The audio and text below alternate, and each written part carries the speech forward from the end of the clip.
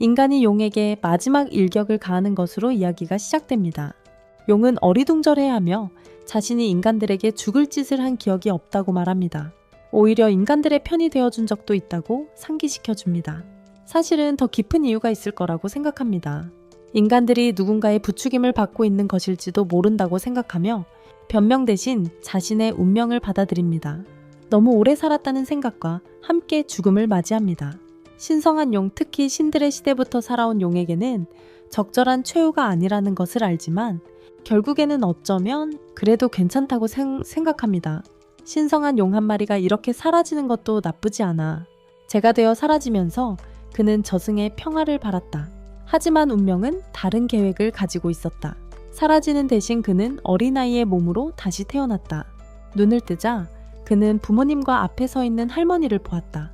할머니는 그가 너무 빨리 깨어난 것을 보고 그가 특별한 아이일지도 모른다고 생각했다. 자랑스러운 아버지는 물론 내 아들이라고 말했다. 어머니는 그에게 돌란이라는 이름을 지어주었다. 그리고 아버지와 형을 소개해 주었다. 그 후 이야기는 몇 년 후로 넘어간다. 어른이 된 돌란이 석양을 바라보고 있는 모습이 보이고 아리라는 여자아이가 그를 집으로 데려다 주려고 다가옵니다. 그는 그녀에게 미소 짓고 그녀는 그의 마음속에 무슨 생각이 있는지 묻습니다. 돌란은 아무것도 아니라고 말하고 둘은 함께 마을로 돌아갑니다. 이야기는 돌란이 아크레스트 대륙 왕국의 북쪽 끝에 있는 바란이라는 곳에 산다고 설명합니다. 대륙 왕국 아크레스트의 북쪽 끝자락에 있는 바란이라는 곳입니다. 다음날 아침 돌란이 일어나서 평소처럼 하루를 시작합니다. 이 마을에서는 농사가 유일한 생계 수단이기 때문에 그는 매일 밭에서 일하며 생계를 유지합니다. 아침 식사 후 돌란은 마을로 향합니다.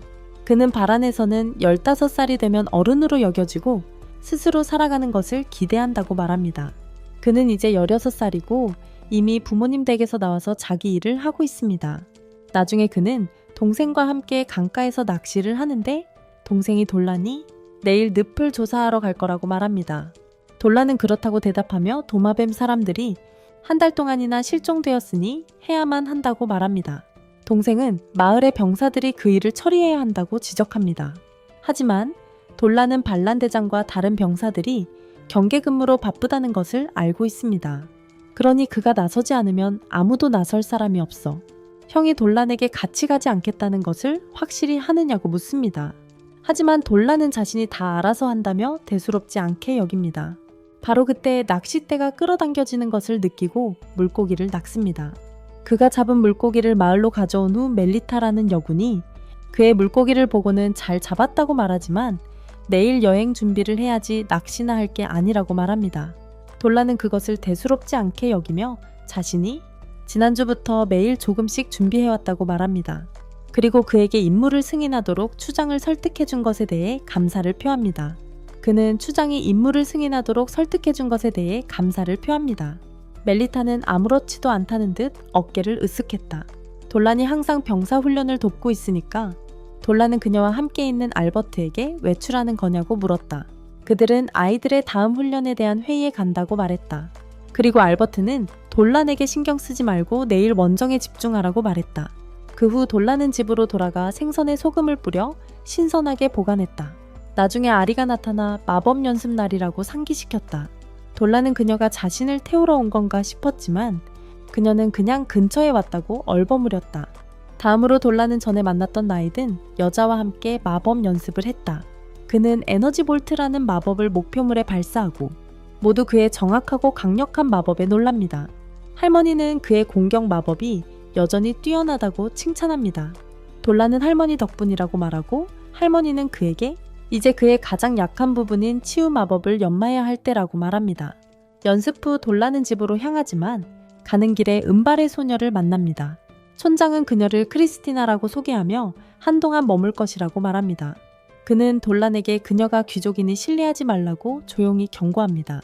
돌란은 그녀와 악수하고 그녀가 함께 온 사람들과 떠난 후 촌장은 그녀가 꽤 숙련된 것 같다고 생각합니다. 나중에 돌란은 과일을 따서 마을로 돌아옵니다. 그는 이곳 겨울은 너무 추워서 얼어 죽을 정도고 여름은 엄청 덥다고 설명합니다.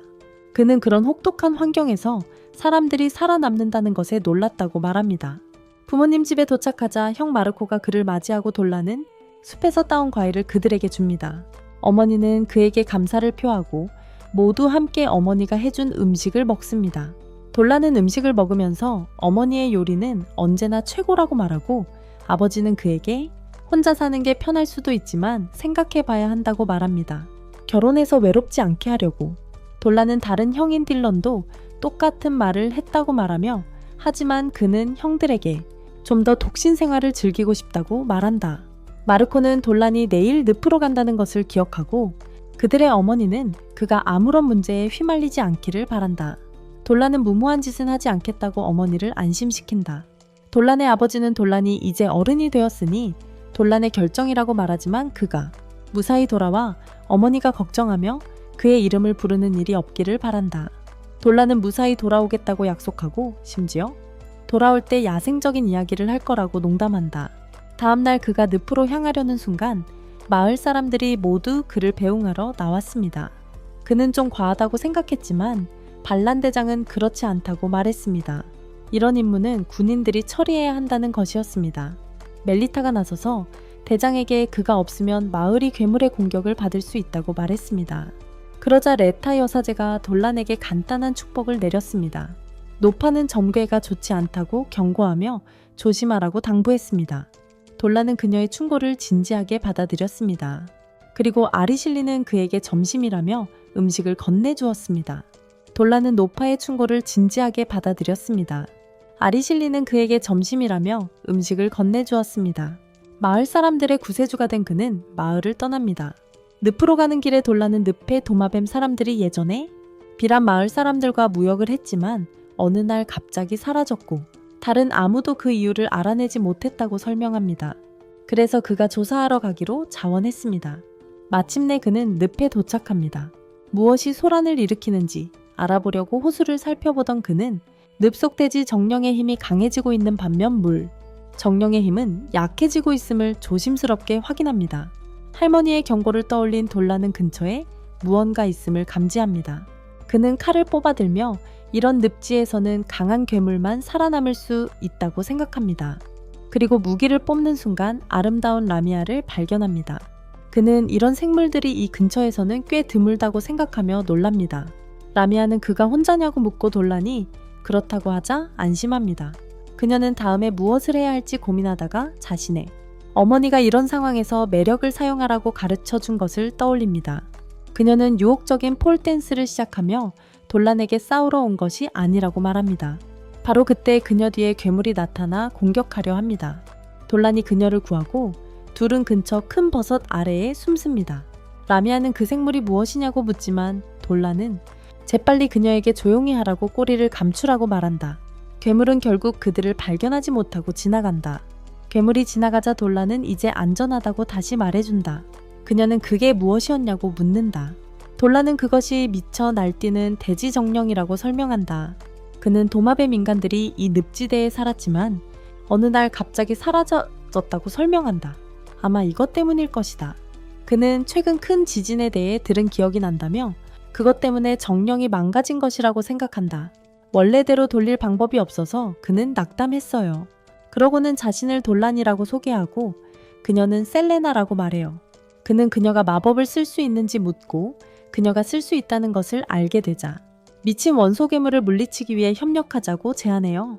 셀레나는 자신도 대지 괴물이라서 자신의 공격이 통하지 않을 수도 있다며 당황해요. 하지만 그녀는 효과가 있을지도 모르는 독특한 종족 마법을 가지고 있다고 밝혀요. 그 말을 들은 돌라는 자신이 앞장서고 그녀가 지원 사격을 하자고 제안하고 그녀는 죽을 때까지 함께 하겠다고 동의해요. 돌라는 빙긋 웃으며 사람들이 하는 말이라고 그녀에게 상기시켜줘요. 결혼하는 모습을 보고 셀레나는 당황해합니다. 그 후 그들은 땅에 정령이 나타나기를 기다리며 조용히 있습니다. 셀레나는 방금 만난 인간과 팀을 이루는 것에 대해 확신이 서지 않습니다만 돌란이 신호를 보내자 둘 다 안으로 들어갑니다. 괴물이 공격하자 돌란이 막아서서 둘 다 보호합니다. 셀레나는 자신의 종족 마법을 외우며 뱀을 소환하여 땅의 정령을 감싸서 꼼짝 못하게 합니다. 돌란은 그 순간을 틈타 가까이 다가가지만 셀레나는 괴물을 묶어두는데 애를 쓰다가 풀려나게 합니다. 그때쯤 돌라는 이미 가까이 다가가 괴물의 다음 공격을 피합니다. 그리고 그는 그것 위로 뛰어올라 검으로 그것을 반으로 베어 끝장냅니다. 그가 드래곤 마법으로 강화한 검으로 말이죠. 이로 인해 작은 산사태가 발생하여 셀레나가 진흙투성이가 됩니다. 돌라는 그녀의 상태를 확인하며 괜찮냐고 묻습니다. 진흙투성이인 것 외에는 괜찮습니다. 그는 그녀의 도움에 감사하며 그녀를 깨끗하게 씻겨줘야 한다고 말합니다. 아마 추울 테니까요. 결정을 획득한 후 대지 정령은 쓰러졌습니다. 장면은 낡고 허름한 오두막에서 휴식을 취하는 돌란과 셀레나로 바뀝니다. 돌란은 음식을 만들고 있고 셀레나는 그녀를 전혀 무서워하지 않는 그의 모습이 재밌어. 돌란은 그녀가 자신이 전에 만났던 라미아들과 다르다고 말해 그는 자신이 만났던 라미아들은 보통 인간 주변에서 더 조심스러웠고 더 공격적인 경향이 있었다고 설명해. 돌란은 셀레나에게 근처에 라미아 마을도 없는데 여기서 무엇을 하고 있는지 물어봐. 그녀는 라미아들이 17살이 되면 남편을 찾아 나서야 한다고 설명해. 그 규칙을 따라 그녀는 여정을 떠났고 남자를 찾고 있으며 돌라는 그게 멋지다고 생각해. 그러고는 라미아들은 전부 여자이고 그들은 같은 종족끼리만 결혼하고 여자아이만 낳습니다. 남자아이를 낳는 경우는 드물고 설령 낳더라도 아버지와 같은 종족입니다. 그녀는 또한 라미아들이 인간 여성에게 내려진 저주에서 비롯되었고 그 저주가 대대로 이어져 내려왔다고 밝힙니다. 그 때문에 그들의 뱀의 일부와 체액은 독성이 있습니다. 그래서 그들은 독을 다룰 수 있는 강한 손가락을 가진 남편을 찾아야 합니다. 그렇지 않으면 아이를 가지려 할 때 남편이 죽게 됩니다. 돌라는 그들이 배우자를 찾는 것이 얼마나 힘들지 깨닫고 그녀는 동의합니다. 셀레나는 자신의 어머니가 여행 중에 아버지를 만났고 자신도 마찬가지라고 말합니다. 그리고 그녀의 아빠는 돌란처럼 인간이었어요. 그는 그게 멋지다고 생각하지만 그게 좀 셀레나를 아이 취급하는 것처럼 느끼게 해요. 돌라는 재빨리 그렇지 않다고 말하고 사실은 그녀가 정말 귀엽다고 생각했다고 말해요. 그녀는 얼굴이 빨개지고 그들은 먹기 시작해요. 셀레나는 음식을 좋아하고 신이 나서 무엇으로 만들었는지 물어봐요. 돌라는 그녀가 좋아해서 기뻐하며 어머니가 요리하는 법을 가르쳐 주셨다고 말해요. 그는 추운 밤에 그들은 이 음식을 먹으려고 냄비 주위에 모였다고 말해요. 셀레나는 그가 가족을 얼마나 사랑하는지 알아차려요. 그가 그들에 대해 이야기할 때 항상 웃고 있으니까요. 그는 그렇다고 인정하며 더 이상 동굴 속 외로운 용처럼 느껴지지 않는다고 말합니다. 다음날 그들은 작별 인사로 악수를 하고 돌라는 라미아들이 생명 에너지를 좋아한다는 것을 기억해내 그녀에게 자신의 에너지 일부를 줍니다. 하지만 그녀에게는 너무 강했고 그녀는 쓰러집니다. 그는 자신의 용의 생명 에너지가 너무 강했던 것은 아닌가 생각하며 재빨리 그녀를 살핍니다. 돌라는 마을로 돌아갈 거라고 말하고 셀레나는 남쪽으로 가서 남편을 계속 찾을 거라고 말합니다. 돌라는 그녀에게 남편을 찾으면 한번 자신의 마을에 방문해달라고 부탁하며 용의 손가락을 소개해 주겠다고 말합니다.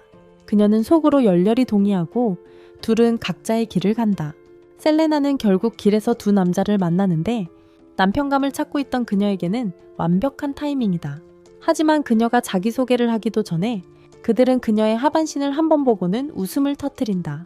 돌란의 마을로 돌아온 아리는 돌란과 함께 마법약을 만드는 법을 배우고 있다. 하지만 마지루는 그들에게 계량을 잘못하면 치명적일 수 있다고 경고하며 정확해야 한다고 말한다. 문제는 돌란이 이런 일에는 서툴다는 것이다. 그의 마법 약초는 연기가 되어 사라지고 돌란은 이 복잡한 단계들을 도저히 따라할 수가 없어. 아리는 그를 위로하며 다른 많은 것들을 잘한다고 그리고 정말 매력적이라고 말하고 돌란은 그 말에 감사해. 하지만 그는 이렇게 자세한 설명들을 따라하는 건 자신의 강점이 아니라고 인정해. 마지루는 아리의 마법 약초를 확인하고 완벽하다고 말해 그녀는 아리에게 오늘 일은 끝났고 원한다면 갈 수 있다고 말해. 아리는 돌란과 더 있고 싶었지만 시간이 좀 있으니 어머니를 도와드리기로 해. 하지만 돌란은 서투른 손 때문에 고군분투하고 있어. 그가 용이었을 때는 필요 없었던 약을 배운 적이 없어서 만들 줄 몰라요. 마지루는 자신의 과거를 모르지만 비록 지금은 마법약에 서툴더라도 결국에는 해낼 만큼 재능이 있다고 믿어요. 그동안 실패한 약초를 해독제로 만드는 법을 가르쳐 줄 거예요. 잠시 후 돌란은 아리의 가족과 점심 식사 초대를 받아요. 그는 신뢰가 될까봐 망설였지만 그들은 계속해서 권했어요. 식사 전에 자연의 지배자 무라이에게 기도를 올려요. 알고 보니 돌라는 과거에 무라이를 알았어요. 하지만 오랜 세월이 흘러 그녀를 본 지 오래되었죠. 점심 식사 후 돌라는 훈련 시간에 늦을까봐 서둘러 자리를 떠나요. 가는 길에 미우를 만났는데 미우는 그가 서두르는 것을 알아챘다. 돌라는 연습에 늦었다고 말했다. 미우는 그에게 신선한 우유를 주고 싶었지만 시간이 없는 것 같았다. 순간의 주저함 사이에 미우는 이미 그에게 신선한 우유가 담긴 컵을 건넸다.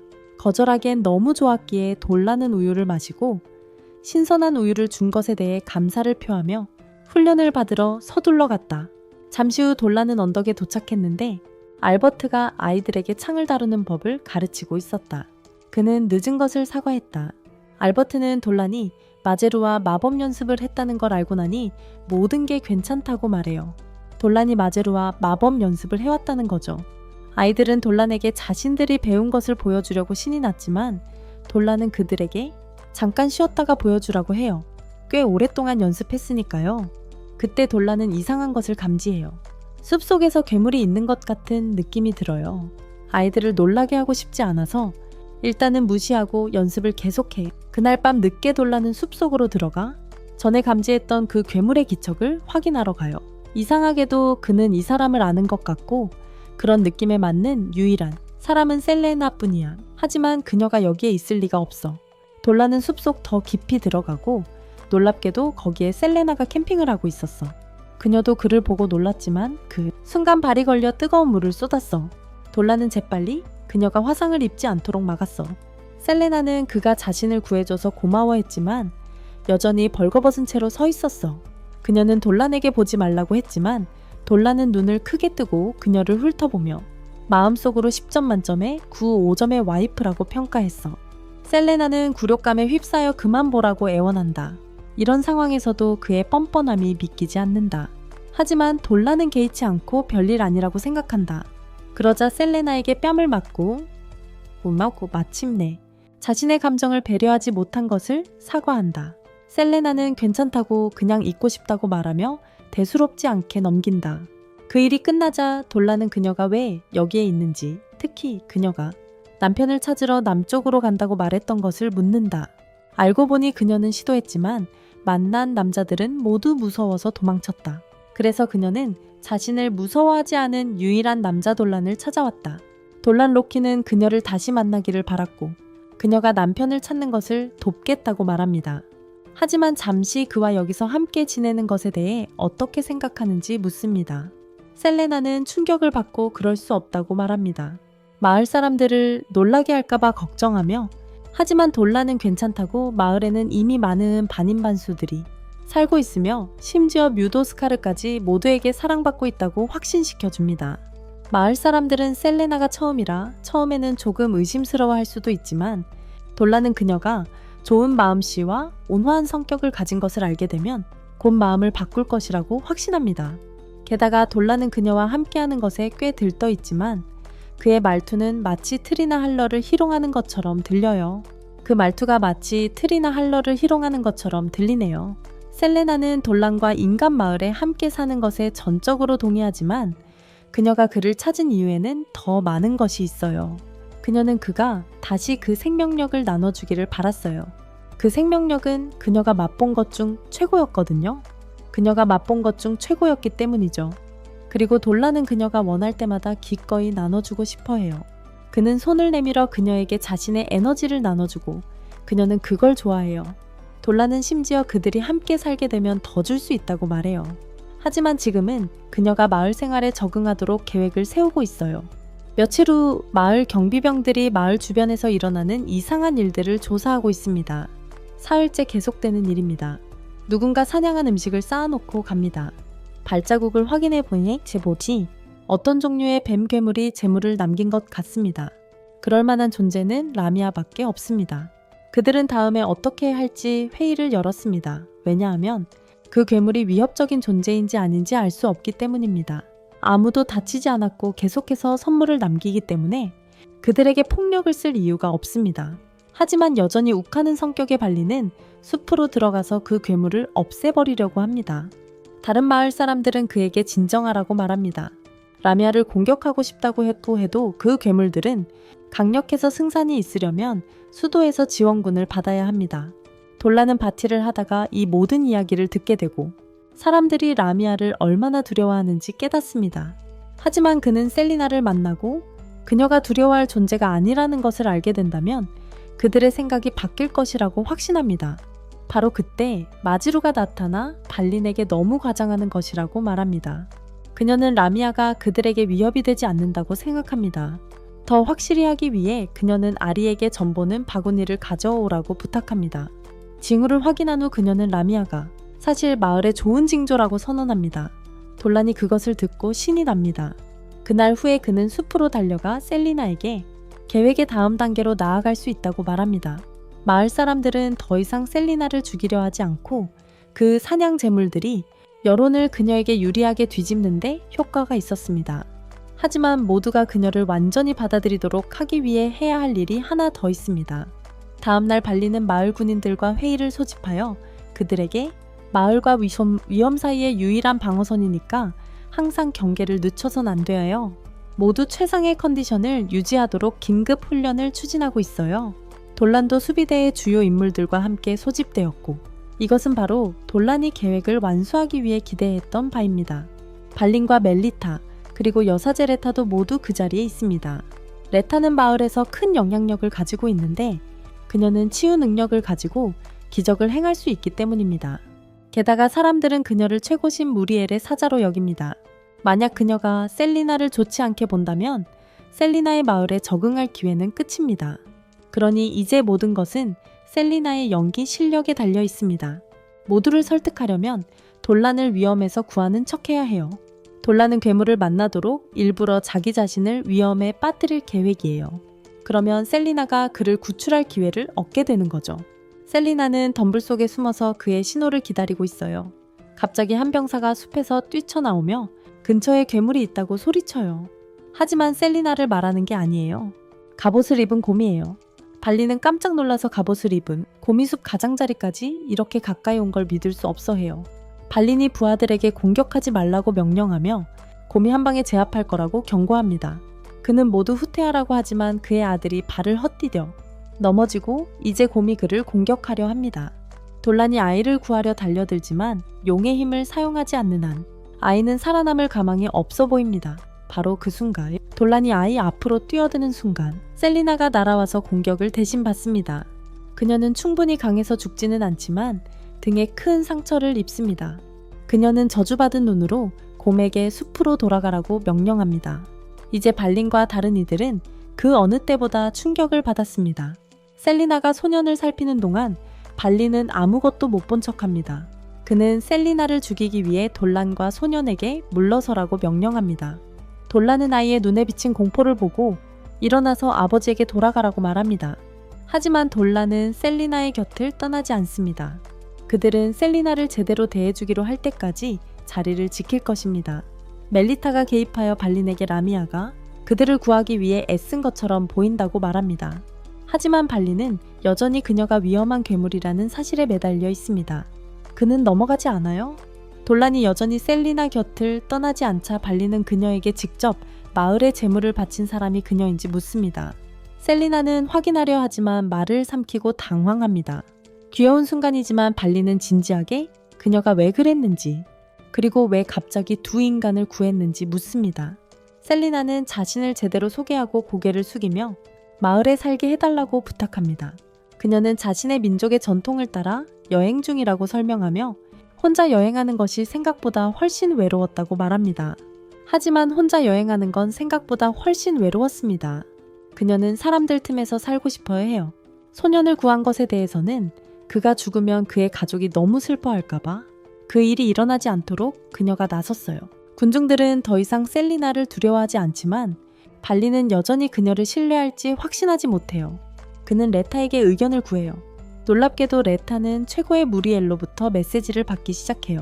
그녀는 모두에게 무리엘이 셀리나가 악한 괴물이 아니라고 말했고 그들과 평화롭게 함께 살아야 한다고 말해요. 레타는 셀리나에게 다가가 마을에 머물러도 된다고 말해요. 셀리나는 안도했지만 부상이 악화되어 과다출혈로 실신하여 즉시 치료가 필요하게 됩니다. 얼마 지나지 않아 셀리나의 상처는 치료되었고 그녀는 마을 사람들 중 한 명으로 공식적으로 환영받습니다.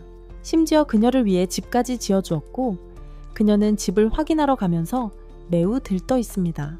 침대 위에는 작은 버섯 인형이 놓여 있었고 그녀는 그것을 정말 좋아했습니다. 그녀는 다시 한번 모든 사람들의 친절에 감사를 표합니다. 알고 보니 그 버섯 쿠션은 발린의 아이디어였고 그녀에게 그렇게 적대적이었던 것에 대한 사과의 표시였습니다. 특히 그녀가 그의 아들의 목숨을 구해준 후로 그는 여전히 죄책감을 느끼고 있었습니다. 그녀가 그의 아들의 목숨을 구해준 후로 그는 여전히 그 일에 대해 죄책감을 느끼고 있었습니다. 라미아에 대해 아직 모르는 게 많지만 그들은 최대한 셀리나가 마을에 순조롭고 즐겁게 머물도록 최선을 다하고 있습니다. 모든 것이 정리되자 돌라는 앞으로 나아가 손을 내밀며 셀리나를 바론 마을의 일원으로 공식적으로 환영합니다. 돌라는 마을 사람들과 잘 어울리는 셀리나를 지켜보며 이제 괜찮을 거라고 생각합니다. 그의 생각은 무리엘의 예언으로 돌아가고 자신이 그녀에게 큰 빚을 졌다는 것을 깨닫습니다. 그리고 장면이 바뀌면서 밤에 돌란이 자신의 몸에서 나와 아스트랄 형태로 하늘로 떠오르는 것을 볼 수 있습니다. 그는 더 높이 날아오르며 최고의 땅에 도달합니다. 그가 용의 모습을 취하면서 그는 무리엘을 만나러 날아가고 그녀는 그를 보고 기뻐합니다. 그는 그녀에게 마지막으로 만난 지 오래되었다고 말하고 그가 그녀를 최고 존재라고 부르자 그녀는 그가 인간처럼 죽었을 거라고 생각합니다. 그는 그녀에게 그만 농담하라고 말하고 그녀는 그가 라미아 때문에 온 거냐고 묻습니다. 돌라는 고개를 끄덕이며 말할 수 없다고 설명합니다. 그녀의 신탁 없이는 어떻게 되었을지 알 수 없다고 그는 그녀에게 감사하며 그가 인간으로 환생한 것을 알고 있다는 사실에 감탄합니다. 무리엘은 기도를 통해 그의 영혼을 느꼈다고 말합니다. 그녀에게 보내진 기도를 통해 그리고 그것은 삶의 기쁨으로 빛났습니다. 그녀는 그가 예전에 얼마나 살고 싶지 않아 했는지 기억했기에 이 말에 깜짝 놀랐습니다. 돌라는 반박하지 않았습니다. 영웅이 마지막 일격을 가했을 때 후회는 없었다고 그는 인정했습니다. 하지만 다시 태어나면서 모든 것이 달라졌습니다. 이제 그는 지상의 사람들이 마치 매일이 마지막 날인 것처럼 살아간다는 것을 이해합니다. 그들에게 삶은 짧게 느껴질지 몰라도 그들의 삶은 너무나 찬란하게 타오르죠. 뮤리엘은 그도 빛나고 있다고 말합니다. 그녀는 그의 마음과 영혼 속에 기쁨이 가득한 것을 느낄 수 있다고 말했습니다. 셀레나도 마찬가지라고 덧붙였습니다. 돌라는 그녀가 해준 모든 것에 다시 한번 감사를 표했습니다. 다음날 아침 셀레나가 돌란의 집에 냅다 뛰어드는 장면으로 바뀝니다. 돌라는 잠에서 깨어 그녀에게 들어오기 전에 노크하라고 합니다. 셀레나는 미안하다고 하지만 돌라는 대수롭지 않게 여기고 그녀는 그가 기분이 좋아 보이는 것을 알아챕니다. 돌라는 옛 친구를 만났던 꿈을 꾸었다고 말합니다. 그 친구가 그에게 친절한 말을 해주었다고 합니다. 돌라는 그녀에게 이렇게 이른 시간에 무슨 일이냐고 묻고 그녀는 그에게 오늘 크리스티나와 감자를 심기로 약속했다는 것을 상기시켜줍니다. 그가 잊었다는 것을 알면 크리스티나가 슬퍼할 거라고 그녀는 농담을 하고 우리는 크리스티나가 밖에서 모든 것을 엿듣고 있지만 전혀 슬퍼 보이지 않는 것을 봅니다. 그런 다음 장면은 갈로아시로 바뀌고 거기서 한 소녀가 학원 원장 선생님께 편지를 전합니다. 원장 선생님은 평소처럼 우편물을 두고 가라고 하시고 그녀의 요정 중 한 명이 편지를 가져옵니다. 그 소녀가 올리비아에게 편지를 바로 확인하라고 말하며 오늘 우편물이 특별하다고 합니다.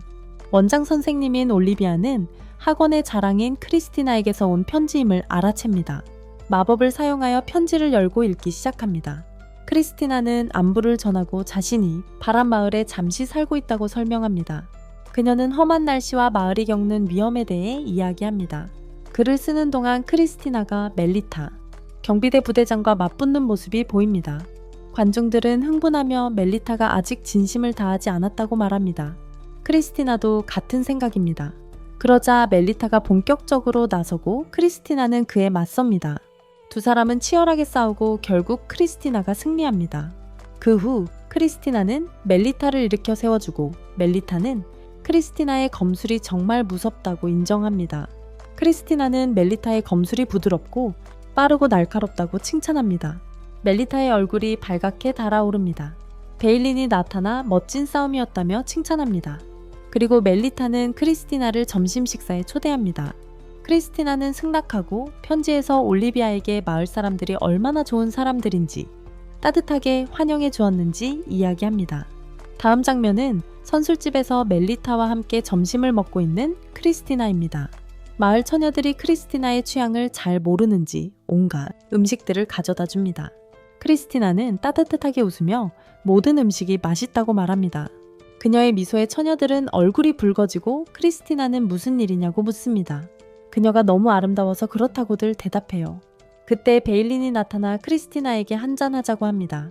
하지만 알버트는 베일린이 술을 많이 마시고 일단 시작하면 아침까지 계속 마실 거라고 크리스티나에게 가지 말라고 경고합니다.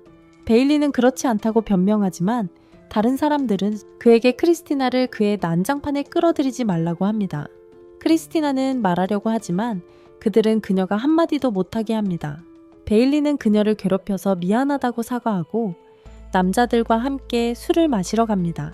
나중에 그날 밤 마을의 게스트하우스로 돌아온 크리스티나를 보게 되는데 그녀는 조금 어색하고 마치 그룹에 완전히 속하지 못한 것처럼 느낍니다. 크리스티나가 밖에서 목소리를 듣고 베일린과 그의 무리가 자신의 집으로 향하는 것을 발견합니다. 그날 밤 늦게 그녀는 칼 솜씨를 연마하고 있습니다. 셀레나와 돌란이 그녀를 우연히 발견합니다. 크리스티나의 심각한 표정을 눈치챈 셀레나가 무슨 일인지 묻지만 크리스티나가 별말 없이 대수롭지 않게 넘깁니다. 그러자 셀레나가 자기 집에 초대하고 화면이 세 사람이 함께 있는 실내로 바뀝니다. 셀레나가 크리스티나에게 집을 구경시켜주며 침대를 보여주고 얼마나 편안하고 좋은 꿈을 꾸게 해주는지 이야기합니다. 호기심이 생긴 크리스티나가 라미아의 침대가 그런 느낌일까 생각합니다. 셀레나는 크리스티나에게 한번 해보라고 권하며 좋은 꿈을 꿀 거라고 말한다. 크리스티나는 주저하고 돌란이 끼어들어 라미아들에게 효과가 있다고 해서 인간들에게도 특별할 거라는 보장은 없다고 말한다. 셀레나는 너무 강하게 나온 것 같아 사과한다. 하지만 크리스티나는 시도해보기로 하고 침대에 오른다. 베개를 살펴보며 의외로 편안하다고 말한다. 셀레나는 미소 지으며 그건 모두 반란의 아이디어였다고 말한다. 셀레나는 처음에는 마을에서 라미아를 받아들일지 걱정했지만 여기서 시간을 보낼수록 마음에 든다고 말한다. 그녀는 웃으며 반란이 아내 미우가 만든 우유를 얼마나 좋아하는지 그리고 그와 다른 마을 사람들은 누가 한 번에 가장 많이 마시는지 내기를 합니다. 크리스티나는 그 점을 연결하여 아마도 모두가 이전에 반란의 집으로 향했던 이유일 거라고 깨닫습니다. 셀레나는 마을 사람들의 특징에 대해 크리스티나에게 이야기하기 시작하고 돌란도 거들며 각자 독특한 점이 있다고 말합니다. 그는 강인한 여전사 멜리타차도 단 것을 좋아한다고 밝힙니다. 셀레나는 돌란에게 왜 그냥 거기에 서서 침대에 함께하지 않는지 묻습니다. 돌란은 거절하려 하지만 셀레나와 크리스티나는 그를 침대에 억지로 끌어들입니다. 그러자 장면은 선술집으로 바뀌고 돌란과 다른 남자들이 앉아서 미우의 우유를 마시며 즐기고 있습니다. 경쟁심이 생긴 돌란은 그들에게 누가 더 많은 미우의 우유를 마실 수 있는지 내기를 하자고 도전합니다. 아무도 도전을 받아들이지 않지만 그때 셀레나와 크리스티나가 선술집으로 들어오고 발라는 크리스티나에게 무슨 일로 왔냐고 묻습니다. 크리스티나는 선술집 안으로 들어와서 자기는 발란이 항상 자랑하는 그 우유를 마셔보러 왔다고 말합니다. 미우는 신선한 우유 한 잔을 가져오고 크리스티나는 한 번에 들이킵니다. 그녀는 감탄하며 정말 맛있다고 말합니다. 발라는 그녀를 보며 술을 많이 마시는지 궁금해한다.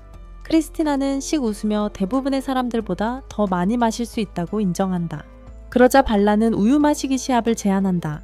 크리스티나는 주저없이 승낙한다. 두 사람은 컵에 담긴 우유를 번갈아 마시며 경쟁한다. 주점 전체가 그들의 모습에 충격을 받아 지켜본다. 하지만 곧 발란이 크리스티나보다 먼저 배가 부르며 속도가 느려진다. 관중들은 발란이 질 위기에 처하자 믿을 수 없다는 듯이 바라본다. 그는 따라가려고 애쓰지만 결국 한 잔 더 마신 후 쓰러진다. 관중들은 크리스티나를 향해 환호하며 그녀는 마을 사람들과 더욱 가까워지는 것을 느껴요.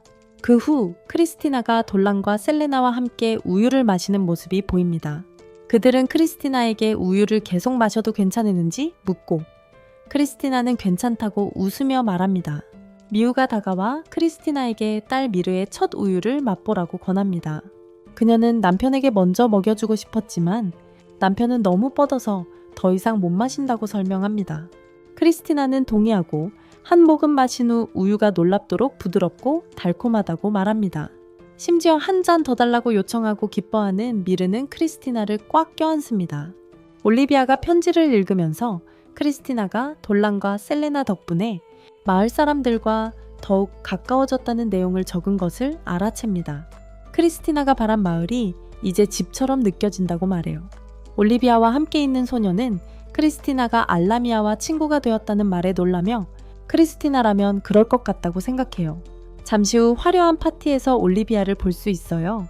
크리스티나가 알라미아와 친구가 되었다는 소식이 온 마을에 퍼지며 화제가 되고 있어요. 어떤 사람들은 인간과 괴물이 진정한 친구가 될 수 있을까 의심하며 회의적인 반응을 보여요. 올리비아는 이 마을에서 소문이 얼마나 빨리 퍼지는지 생각해요.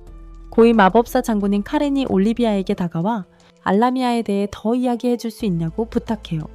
올리비아는 카렌 같은 사람이 하찮은 알라미아를 왜 신경 쓰는지 궁금해하지만 카렌은 알라미아가 혼자 있긴 하지만 걱정된다며 그녀가 잠재적인 위협이 될 수 있다는 것을 무시할 수 없다고 설명합니다.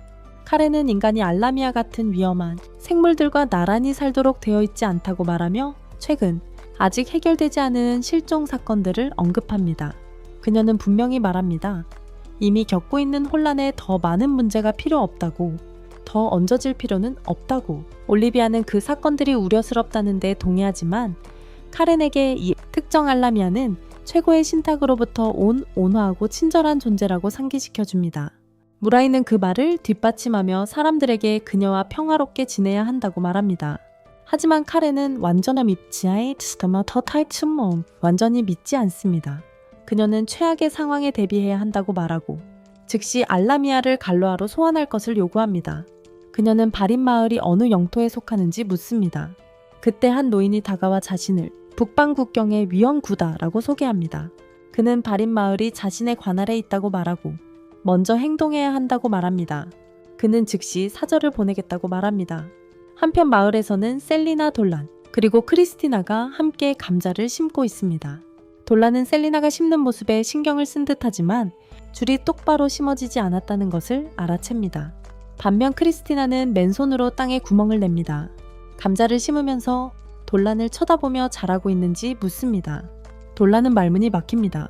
그때 한 경비병이 나타나 모두에게 즉시 마을 문으로 가라고 합니다.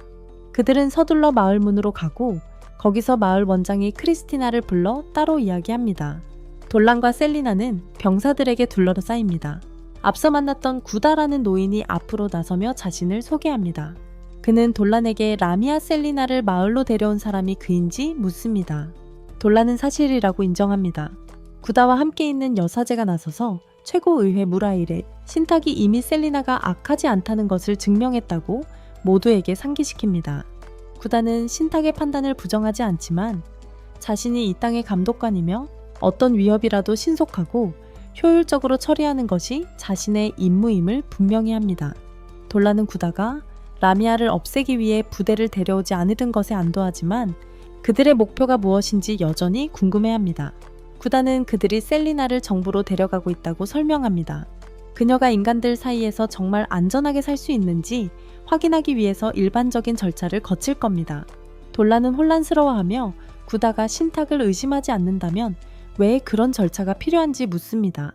구다는 최고 신탁이 그렇게 말했더라도 셀리나가 마을에 머물고 싶다면 공식적인 확인이 필요하다고 대답합니다. 왕국의 법이 요구하는 공식적인 절차를 거쳐야 합니다. 셀리나는 왕국 법률이 요구하는 몇 가지 공식적인 절차를 거쳐야 합니다. 구다는 그녀가 이해해 주길 바라고 셀리나는 고개를 끄덕입니다. 자신이 그녀를 마을로 데려왔기에 책임감을 느끼는 돌란은 자신도 함께 갈 수 있는지 묻습니다. 구다는 허락하며 그녀가 혼자 가는 것보다 함께 가는 것이 더 낫다고 말합니다. 가는 길에 화를 내며 그들에게 행동을 강요합니다.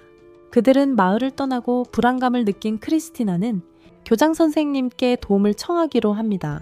그녀는 교장 선생님이 정부 장군과 인맥이 있다는 것을 알고 있습니다. 크리스티나는 바람 마법을 사용하여 갈로아를 향해 빠르게 날아갑니다. 그날 밤 늦게 돌란과 셀리나는 마차를 타고 있습니다. 돌란은 이것이 그녀의 첫 장거리 여행일 거라고 생각하여 그녀의 안부를 묻습니다. 셀리나는 괜찮다고 말하지만 돌란이 추워 보이는 것을 알아채고 자신의 담요를 함께 쓰자고 제안합니다. 두 사람은 담요 아래서 서로 몸을 녹입니다. 돌란은 셀리나를 다독이며 절차가 오래 걸리지 않고 괜찮을 거라고 말한다. 곧 끝나고 괜찮아질 거라고.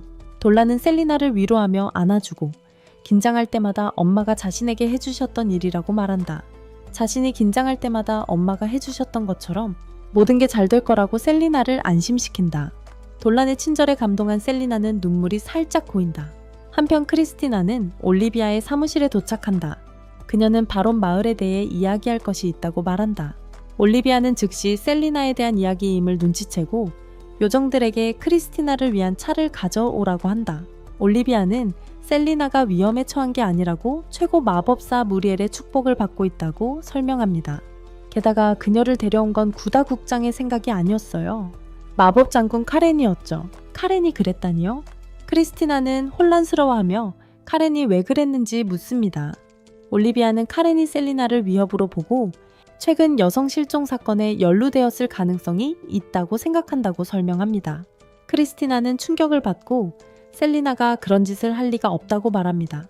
올리비아는 바론 마을에 살면서 셀리나가 그런 짓을 했을 가능성은 거의 없다는 데 동의하지만 카렌이 의심을 품었으니 문제가 될 수 있다고 말합니다. 크리스티나가 일을 처리하는 동안 장면은 마차로 돌아가고 마차는 멈추고 한 병사가 다가와 그들에게 구다국장이 셀리나를 소환했다고 말합니다.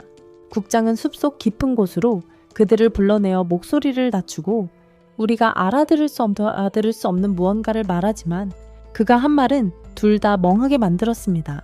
한편 학원에서는 교장이 크리스티나에게 카렌이 정부 장군의 마법사로서 자유롭게 권한을 행사할 수 있다고 알립니다. 크리스티나는 그녀를 막을 방법이 없느냐고 반박하며 묻습니다. 올리비아는 생각 없이 행동하면 그들이 반역자로 여겨질 것이라고 경고합니다. 선을 넘었고 그녀의 마음속에는 다른 무언가도 있습니다. 동시에 고다 씨는 돌란과 셀리나를 카렌에게 맡기고 카렌은 그들을 맞이하며 이곳으로 데려온 것을 사과합니다. 그녀는 돌란을 바라보며 그가 누구인지 궁금해하고 그는 자신이 바론 마을 출신이며 셀리나를 돌보기 위해 따라왔다고 설명합니다. 카렌은 저녁 식사부터 시작하자고 제안하고 고다 씨에게 보고서를 마무리하러 가라고 합니다. 다음 장면에서는 셀리나와 다른 사람들이 식탁에 앉아있는 모습이 보이고 셀리나의 눈은 앞에 놓인 음식에 눈이 번쩍 뜨입니다. 카렌은 이 식사를 자신이 그들을 여기까지 끌고 온 것에 대한 사과로 받아들이라고 말합니다. 돌란은 셀리나가 바론 마을에 머무를 계획이라면 갈롤라에 좀 더 빨리 오든 늦게 오든 상관없다고 말합니다. 셀리나가 바론 마을에 계속 머물 계획이라면 말이죠. 그러자 카렌은 내일부터 서류 작업을 시작하겠다고 말합니다. 갑자기 나타난 군인들 때문에 셀리나는 안도합니다. 최악의 상황을 대비하고 있었거든요. 카렌은 셀리나가 저주받은 눈으로 마을 사람들을 조종할지도 모른다는 우려가 있었다고 설명합니다. 하지만 이제는 걱정할 필요가 없다는 것을 알았다고 합니다. 카렌은 셀리나처럼 순수하고 아름다운 존재를 해칠 리가 없다고 덧붙입니다. 한편 아카데미로 돌아온 고다는 올리비아를 찾아갑니다. 크리스티나는 그에게 왜 왔는지, 돌란과 셀리나와 무슨 일을 했는지 캐묻습니다. 구다는 올리비아와 이야기해야 한다고만 말합니다. 저택으로 돌아온 캐런은 그들이 음식을 맛있게 먹고 있는지 묻습니다. 셀리나는 환상적이라고 말하고 캐런은 기뻐합니다. 그녀는 전에 많은 라미아들을 봤지만 셀리나의 아름다움은 눈에 띄며 불안한 표정으로 캐런은 그녀를 먹어치우고 싶다고 말합니다. 잠시 후 셀리나와 돌란은 기절합니다. 한편 아카데미로 돌아온 구다는 올리비아에게 크리스티나에게 모든 것을 이야기해야 하는지 묻습니다. 올리비아는 선택의 여지가 없다고 말하고 구다는 크리스티나에게 최근 여성 실종 사건에 대해 들어봤는지 묻습니다. 크리스티나가 그렇다고 했고 그 여자들이 나타나지 않았다는 걸 알고 있어요. 그녀는 이것이 셀리나와 무슨 관련이 있는지 궁금해합니다. 구다는 갈로에 사는 300살이 넘은 마법사가 있다고 설명합니다. 크리스티나는 교장 선생님일지도 모른다고 생각하지만 이 말에 올리비아가 욱합니다. 구다는 인간 마법사이고 인간은 그렇게 오래 살지 못한다고 말합니다. 크리스티나는 금지된 마법일 거라고 눈치챕니다. 구다는 흡족해하며 괜히 수석이 아닌 게 아니라고 말합니다. 그는 사람들이 그 여자가 금지된 마법을 사용해서 다른 사람의 몸으로 옮겨다니며 살아남았다고 말합니다. 최근에 그 마법사가 라미아에게 눈독을 들였고 크리스티나는 그의 말이 어디로 향하는지 깨닫습니다. 그가 말하는 케렌, 바로 그 케렌 말이야. 구다는 시간이 얼마 없으니 서둘러 거기로 가야 한다고 말해. 올리비아는 학생을 이 난장판에 끌어들이는 건 싫지만 크리스티나가 자기 말을 안 들을 거란 걸 알아. 동시에 케렌은 크리스티나를 해부할 준비를 하면서 크리스티나의 매끄러운 피부가 곧 자기 것이 될 거라고 생각해. 케렌이 크리스티나에게 메스를 꽂으려는 바로 그 순간 돌란이 뒤에서 소리쳐. 케렌은 약물 용량을 잘못 맞췄나 싶어. 돌란은 바닥에 있는 혈마법 원을 보고 그게 얼마나 말라붙었는지 보고 그녀가 꽤 오랫동안 이 일을 해왔다는 걸 알아차려. 그녀가 몇 명이나 죽였는지 묻지만 카렌은 전혀 신경 쓰지 않고 그가 골렘 도마뱀의 가죽 속박에서 어떻게 벗어났는지 궁금해한다. 그에게 칼을 던지며 인간이 맞냐고 묻는다. 돌란은 그녀 같은 사람들은 절대 귀 기울일 줄 모른다고 생각한다. 그는 다시 그녀에게 몇 명이나 죽였는지 묻는다. 카렌은 어깨를 으쓱하며 100명이 넘어서 세는 것을 포기했다고 말한다. 돌란은 이유를 묻는다. 카렌은 모두 연구를 위한 것이었다고 대답하며 모두 아름다운 무언가를 가지고 있다고 말한다.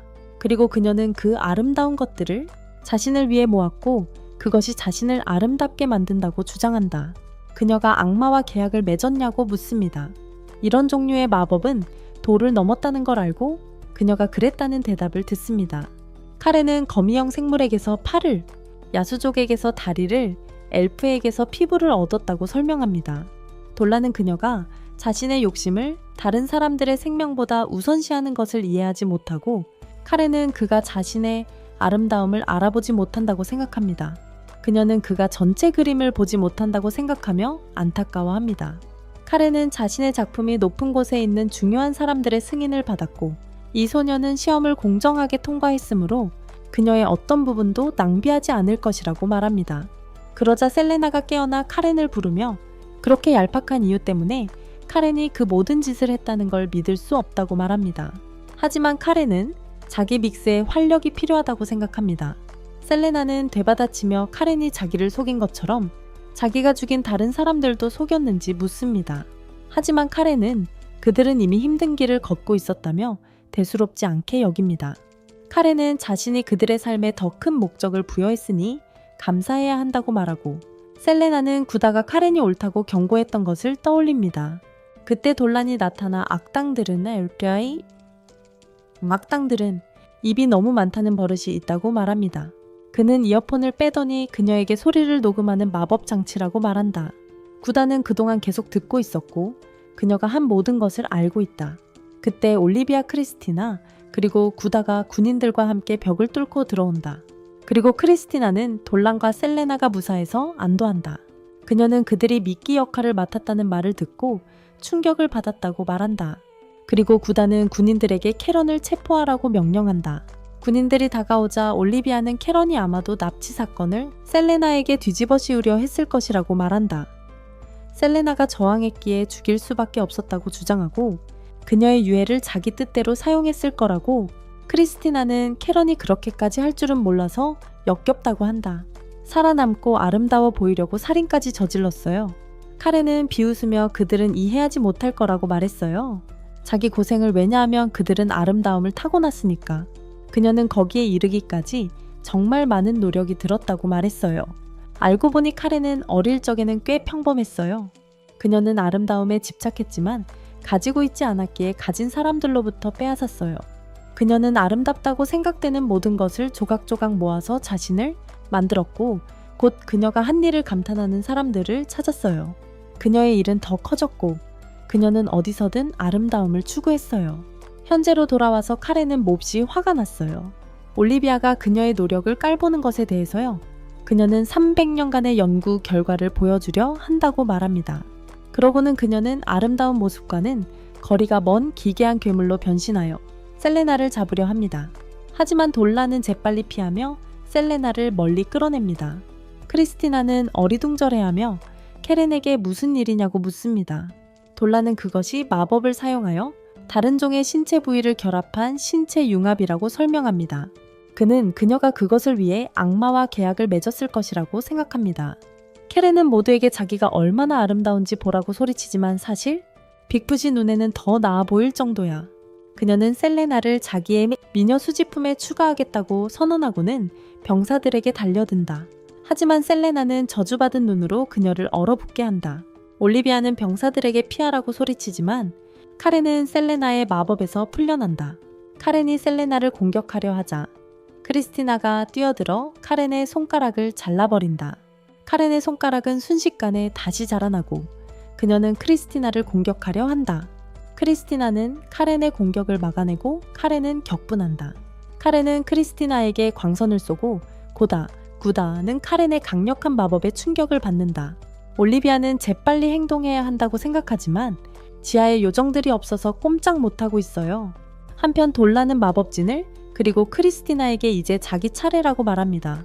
올리비아는 그 마법진을 보고 그가 고차원 마법, 심지어 결계 마법까지 사용하려는 것을 알아챕니다. 돌라는 카렌에게 이제 만족하냐고 묻고 카렌은 자랑스럽게 자기가 원했던 아름다움을 드디어 얻었다고 말합니다. 돌라는 피 묻은 손으로는 진정한 아름다움을 가질 수 없다고 말한 뒤 카렌을 결계 안에 가두고 자신의 강력한 마법을 풀어놓습니다. 그의 공격에 카렌이 쓰러지고 셀레나는 돌란이 무사해서 안심합니다. 셀레나는 책을 열심히 읽기 시작합니다. 머리가 터질 것 같다며 힘들어합니다. 돌란은 셀레나에게 잠시 쉬라고 하며 생각을 글로 옮기는 법을 배워야 한다고, 그리고 자신의 글을 읽어보기를 기대한다고 말합니다. 돌란이 자신의 저주받은 눈 때문에 이 저택에 갇혀있다고 생각하며 셀레나는 죄책감을 느낍니다. 하지만 돌란은 개의치 않습니다. 그때 크리스티나가 나타나 셀레나에게 진척이 있냐고 묻습니다. 셀레나는 머리가 어지럽다고 투덜거리지만 돌란은 셀레나가 많이 발전했다고 말합니다. 셀레나는 돌란이 정말 좋은 선생님이라고 생각합니다. 그리고 크리스티나가 매일 이렇게 공부하는 게 놀랍다고 말합니다. 크리스티나가 매일 이렇게 공부하는 게 정말 대단하다고 생각해요. 올리비아와 구다는 그때 저택에 나타납니다. 구다는 늦게 와서 이 모든 혼란에 휘말리게 한 것에 대해 사과하지만 범인을 잡는 데 도움이 되었으니 괜찮다고 합니다. 돌라는 구다가 미끼 작전을 제안했을 때 꽤 충격을 받았다고 말합니다. 마지루가 준 해독제 덕분에 그 독약에 중독되는 것을 막을 수 있었다고 설명합니다. 그러자 구다는 정부 장군이 자신의 마법사 중 한 명이 그런 소동을 일으킨 것에 대해 당황하고 있다고 전합니다. 그는 셀레나에게 서류 몇 장을 건네주며 하나는 그녀의 등록과 갈로아 허가는 그녀가 받았어요. 이제 그녀는 바론 마을에 아무 문제 없이 머물 수 있어요. 셀레나는 기뻐하고 구다는 그녀가 좋은 마음씨를 가졌다는 걸 알고 있었다며 기다리게 해서 미안하다고 사과해요. 그때 올리비아가 누가 만나고 싶어 한다며 나타나고 마지루의 아들인 덴젤을 만나는 장면으로 넘어가요. 그는 셀레나에게 자신을 소개하고 어머니가 편지에 셀레나에 대해 썼다고 말해요. 그는 또한 교장 선생님이 그들이 한 일에 대해 모두 이야기해 주셨다며 마을을 구경시켜 주겠다고 제안해요. 쇼핑 후 돌라는 구닥에 모든 것에 대해 감사를 표하고 구다도 같은 말을 해요. 그러자 돌라는 덴젤에게 언젠가 마을에 다시 방문하라고 말합니다. 떠나기 전에 덴젤은 돌란에게 학원에 들어올 생각이 있는지 묻습니다. 덴젤은 자신과 교장 선생님이 앞서 돌란의 마법 능력이 대단하다고 이야기했던 것을 언급합니다. 그런 재능을 낭비하는 것은 정말 아깝다고 말합니다. 돌란은 초대에 감사하지만 지금은 마을에 할 일이 너무 많아서 떠날 수 없다고 말합니다. 덴젤은 돌란에게 천천히 생각해보라고 말합니다. 그때 올리비아가 다가와 그의 용의 영혼에 대해 속삭입니다. 그의 능력을 사용하려면 지식을 향상시켜야 한다고 말합니다. 다른 사람들을 돕고 그러기 위한 곳이 바로 그 학원이 될 거예요. 덴젤은 돌란이 마을을 지키고 싶다면 떠나는 것이 그 일을 실현하는 방법일 수도 있다고 덧붙입니다. 돌란은 동의하지만 지금은 크리스티나와 셀레나와 함께 마차에 올라탑니다. 돌아오는 길에 크리스티나는 그가 올리비아의 말을 진지하게 고려하고 있는지 묻습니다. 그는 학원에 대해 궁금하다고 인정하지만 아직 고향에 해야 할 일이 더 있다고 느낍니다. 크리스티나는 그가 정말로 자신의 마을을 사랑하는구나 생각하고 그 아름다운 곳을 이해합니다. 한편 숲속에서 괴물 군대를 발견한 요정의 모습이 보입니다. 그도 당황해서 무슨 일이 일어나고 있는지 궁금해하고 있어요. 군대가 순간이동문을 통해 진입하고 있고 그 반대편에는 무시무시하게 생긴 괴물들이 기다리고 있습니다. 한 요정 정찰병이 그 지역에 나갔다가 이 괴물들을 처음으로 마주쳤는데 상대가 될 수 없었고 그 자리에서 죽임을 당했습니다. 그의 동료는 소란을 듣고 그를 확인하러 달려갔습니다. 하지만 그가 도착했을 때 그의 친구는 이미 사라졌고 그가 괴물의 다음 희생자가 되었습니다. 잠시 후 나머지 요정 정찰대가 그 지역을 확인하기 위해 나타났고 그들의 대장은 자신의 부대가 전멸한 것을 보고 경악했습니다. 시체들 사이에서 그는 어떻게든 살아있는 엘프 한 명을 발견합니다. 겨우 숨만 붙어 있는 상태였습니다. 대장이 그에게 무슨 일이 있었는지 묻자 의식을 잃기 직전에 부상당한 엘프는 엄청난 몬스터 떼였다고 말합니다. 바론 마을로 돌아와 크리스티나와 돌란은 어린아이들에게 검술을 가르치고 있습니다. 셀레나는 돌란이 아이들과 훈련하는 것을 지켜보고 있었고 즐거워하면서도 언젠가 그가 아카데미에 가기 위해 마을을 떠날지도 모른다는 생각에 조금 슬펐습니다. 하지만 아이들이 그녀의 꼬리를 잡아당기기 시작하면서 그녀의 생각은 끊겼습니다. 아이들이 그녀의 꼬리를 잡아당기기 시작하면서 생각이 끊겼습니다. 그래서 그녀는 벌떡 일어나 아이들을 쫓아다니기 시작했어요. 돌란은 셀레나가 아이들과 친해지는 모습을 보고 기뻐하며 이렇게 오랫동안 계속되기를 바랐어요. 하지만 갑자기 크리스티나가 와서 부탁이 있다고 말했어요. 크리스티나는 돌란에게 사나운 야생동물들이 있다는 말을 들었으니 숲속으로 들어가 자신을 시험해 보고 싶다고 말했어요. 돌란은 숲을 잘 알지만 좋은 이유 없이 함부로 들어갈 곳이 아니라고 말했어요. 크리스티나는 알버트가 돼지들이 풀을 뜯을 공간이 부족하다고 불평하는데 숲속 괴물들을 처리하면 그 문제를 해결할 수 있다고 반박했어요. 숲에 가면 돼지들에게 줄 옥수수를 충분히 구할 수 있을 거예요. 싸울 수 있다는 건 그녀에게 작은 보너스일 뿐이죠.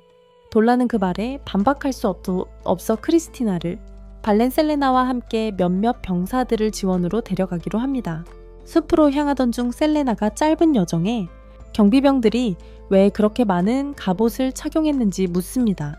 돌란은 최근 강력한 괴물들이 많이 출몰해서 안전을 위해서라고 설명합니다. 방심해서는 안 되니까요. 하지만 돌란, 크리스티나, 셀레나가 함께라면 그는 그들에게 큰 어려움이 될 만한 것은 별로 없을 거예요. 숲속 깊이 들어가자 알베르트의 돼지들이 풀을 뜯기 시작해서 발레는 병사들과 함께 그 지역을 확인하러 갑니다. 더 깊이 들어가면서 발레는 자신의 부하들에게 경계를 늦추지 말라고 경고합니다. 이 숲에서는 무엇이 튀어나올지 모르니까요.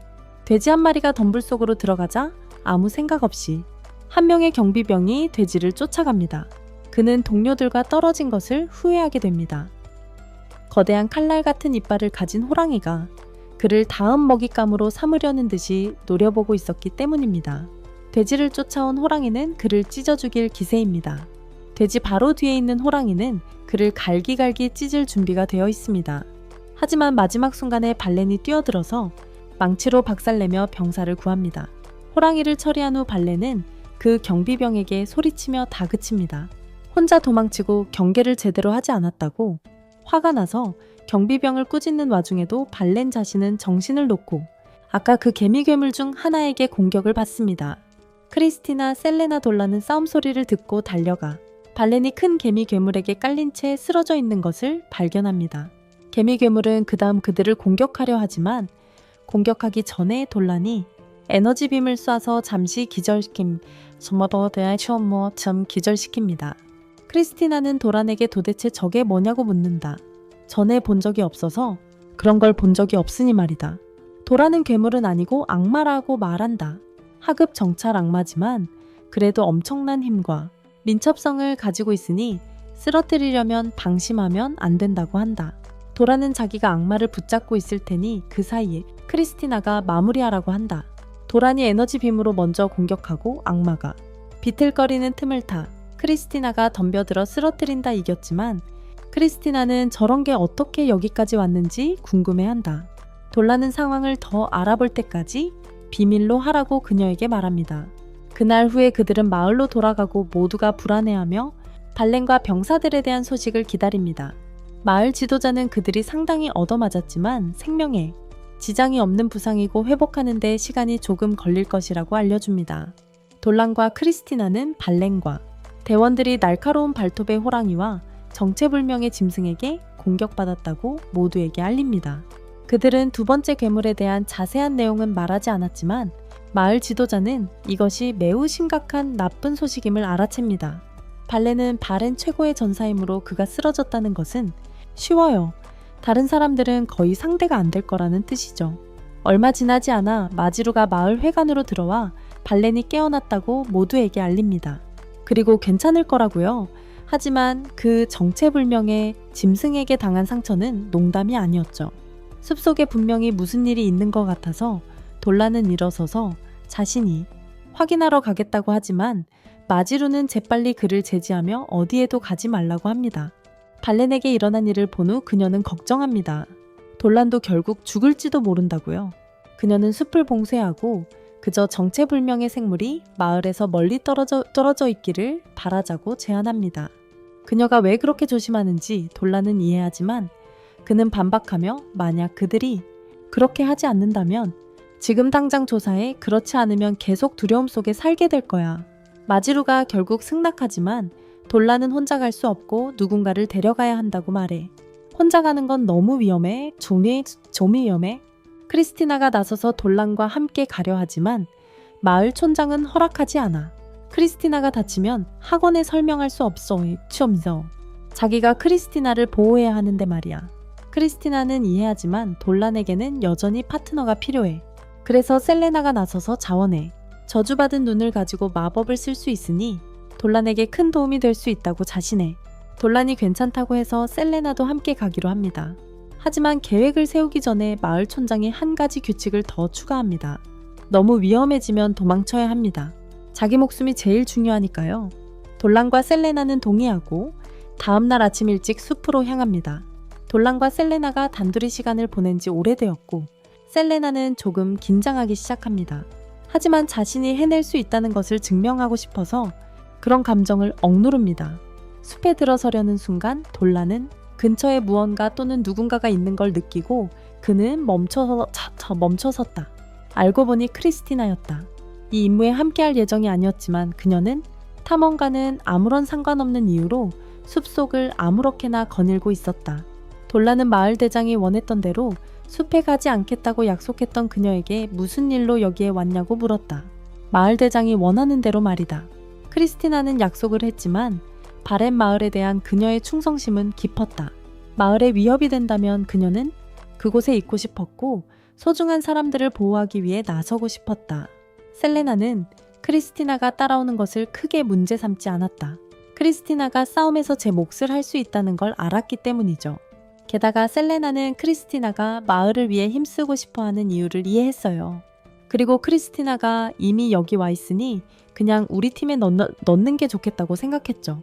크리스티나는 그들의 너그러움에 감사를 표했습니다. 그리고 세 사람은 숲의 몬스터들을 제거하는 일에 바빠졌습니다. 거미 몬스터들을 처치한 후 크리스티나는 발을 헛디뎌 싸움을 걸듯이 사나워 보이는 또 다른 짐승을 발견했습니다. 그래서 그녀는 공격 준비를 했습니다. 하지만 셀레나가 그녀를 멈추며 이 녀석은 사실 꽤 온순하다고 말했습니다. 셀레나는 몬스터에게 음식을 던져주었고 돌란, 이미 괴물 아이들과 친해지고 있었어요. 위험이 보이지 않자 셀레나는 모두를 위해 피크닉을 준비했어요. 크리스티나는 셀레나가 얼마나 편안하게 거대한 괴물 옆에 있는지 놀랐어요. 하지만 셀레나는 자신도 괴물의 일부라고 말하며 두려워할 게 별로 없다고 말했어요. 셀레나는 크리스티나를 쿡 찌르며 아기 중 하나에게 먹이를 주라고 그들이 얼마나 해롭지 않은지 보여주고 싶어 했어요. 크리스티나는 작은 괴물 중 하나에게 사과를 건넸고 그것은 기쁘게 그것을 먹기 시작했어요. 그때 크리스티나는 괴물들도 귀여울 수 있다는 걸 깨달았어요. 셀레나는 아마 먹이를 찾아 나선 거라고 지적했어요. 즉 무언가가 그들을 평소 자리에서 몰아냈다는 거죠. 상황이 그렇게 심각하다면 강한 괴물들까지 영향을 받는다면 더더욱 무슨 일이 일어나고 있는지 알아내야 할 이유가 있었어요. 크리스티나는 돌란이 만들어준 샌드위치를 한 입 베어 물었고 그 맛에 깜짝 놀랐어요. 정말 맛있었거든요. 돌란은 빵은 어머니가 구우셨고 고기는 자신이 직접 훈제했다고 설명했어요. 셀레나는 크리스티나가 먹는 모습도 아름답다고 놀렸고 돌란은 크리스티나는 무엇을 하든 매력적이라고 인정했어요. 돌란이 칭찬을 하자 크리스티나가 얼굴을 붉히고 셀레나가 돌란이 크리스티나에게 매력을 느낀다는 걸 알게 되자 크리스티나에게 다가가 그런 분위기를 내는 방법을 알려달라고 부탁합니다. 셀레나는 그게 남편을 얻는 데 도움이 될 거라고 생각합니다. 크리스티나는 무슨 말을 해야 할지 몰라 당황합니다. 자신만의 비밀스러운 매력 비법 같은 건 없으니까요. 돌란이 끼어들어 크리스티나에게 숨겨진 비법이 있다 해도 셀레나는 이미 충분히 매력적이기 때문에 필요 없다고 말합니다. 그때 셀레나의 머릿속이 복잡해집니다. 돌란이 자신이 이미 매력적이라고 생각한다면 은근히 자신에게 호감이 있다는 뜻일까요? 심지어 그의 미래 아내로 상상할지도 몰라요.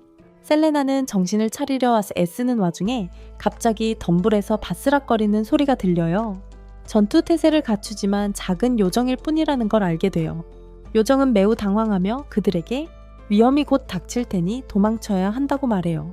마치 예정된 것처럼 그 악마들이 다시 나타나요. 크리스티나와 돌란은 망설이지 않고 싸움에 뛰어들지만 이번에는 훨씬 더 많아서 무리를 상대하기 위해 흩어져요. 크리스티나는 앞에서 막아서고 돌란은 뒤에서 그들에게 몰래 접근하려는 악마를 막아요.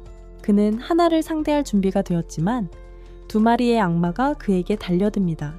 첫 번째 악마를 쓰러뜨린 후 그의 검이 악마의 머리에 박히고 그는 두 번째 공격을 막기에 충분히 빨리 칼을 뽑을 수 없습니다. 돌란은 이제 필살기를 써야 한다는 것을 압니다. 비록 인간 형태를 유지하는 것을 선호하지만 말이죠. 그는 두 번째 악마를 박살낼 만큼만 용의 힘을 사용합니다. 위협이 사라지자 그는 자신의 팔을 원래대로 돌리고 말합니다. 내 용의 힘을 쓸 때 싸움이 훨씬 쉽네. 돌란이 악마들을 상대하느라 정신없는 사이 크리스티나가 곧 둘러싸일 위기에 처하지만 마지막 순간에 셀레나가 나타납니다. 그녀의 마법으로 마지막 악마를 물리치고 먼지가 가라앉고 모두가 숨을 고르자 요정이 다쳤는지 확인합니다. 요정은 자신을 미라라고 소개하며 악마 병사들에게서 구해준 것에 대해 감사를 표합니다. 미라는 아무 데서나 악마들이 자신을 쫓아오기 시작했다고 설명하며 만약 그들이 숲에서 그런 짓을 했다면 다른 괴물들이 평소 자리에서 쫓겨난 이유가 설명됩니다. 하지만 중요한 건 그 악마들은 단지 정찰병이었다는 것입니다. 즉, 머지않아 아주 강력한 악마가 나타날 것이고 그렇게 된다면